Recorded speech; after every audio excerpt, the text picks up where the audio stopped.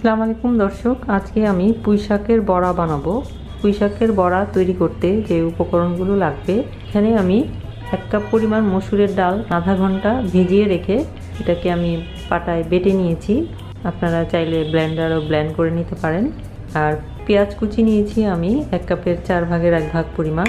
2টি কাঁচামরিচ আমি কুচি করে নিয়েছি।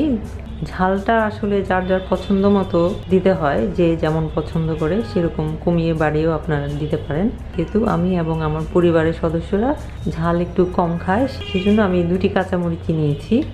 আদা রসুন বাটা নিয়েছি 1 চা চামচ পরিমাণ। লবণ নিয়েছি আমি আধা চা চামচ পরিমাণ, তবে লবণটা আমি দেখে দিব। আর লবণটাও আসলে যার যার স্বাদ মতোই দিতে হয়, যে যেমন পছন্দ করে সেই পরিমাণেই দিতে হয়। কারণ লবণটা কেউ কম খায় কেউ বেশি খায়, এটার আসলে নির্দিষ্ট পরিমাণ করে বলা যায় না। জিরার গুঁড়া নিয়েছি আধা চা চামচ পরিমাণ।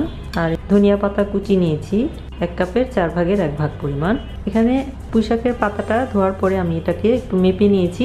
150 গ্রাম পুঁই শাকের পাতা আমি এভাবে কুচি করে নিয়েছি। এটা আমি কিভাবে কুচি করেছি সেটার জন্য আমি কয়েকটা পাতা রেখে দিয়েছি, আপনাদেরকে দেখাচ্ছি কিভাবে পাতাটাকে আমি কুচি করেছি।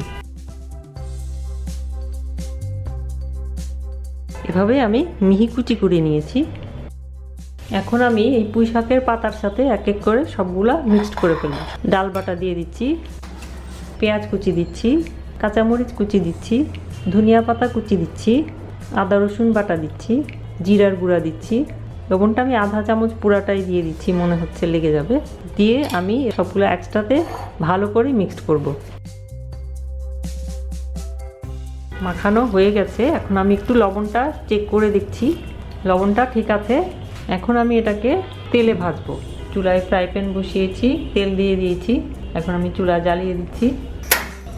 তেল গরম হয়ে গেছে, আমি এখন বড়াগুলা ভাজবো। অল্প একটু পরিমাণ হাতে নিয়ে সেটাকে একটু চ্যাপ্টা করে আমি একটা করে তেলে ছেড়ে দিচ্ছি।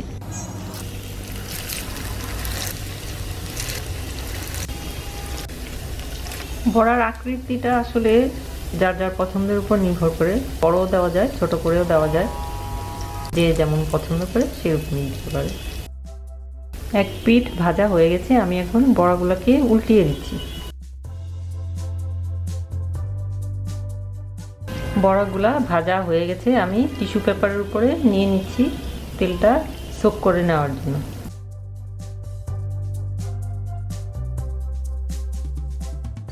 বাকিগুলাও আমি দিয়ে দিচ্ছি।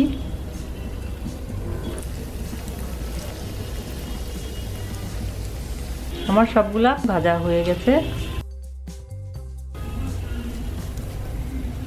চুলা বন্ধ করে দিচ্ছি। হয়ে গেল আমার অসাধারণ টেস্টি, ক্রিস্পি এবং পুষ্টিসম্মত পুঁই শাকের বড়া। আপনারাও এভাবে আমার এই রেসিপিটি ফলো করে বাসায় করে খেয়ে দেখবেন কেমন লাগে। যদি ভালো লাগে তাহলে লাইক দেবেন, শেয়ার করবেন এবং অবশ্যই সাবস্ক্রাইব করতে ভুলবেন না।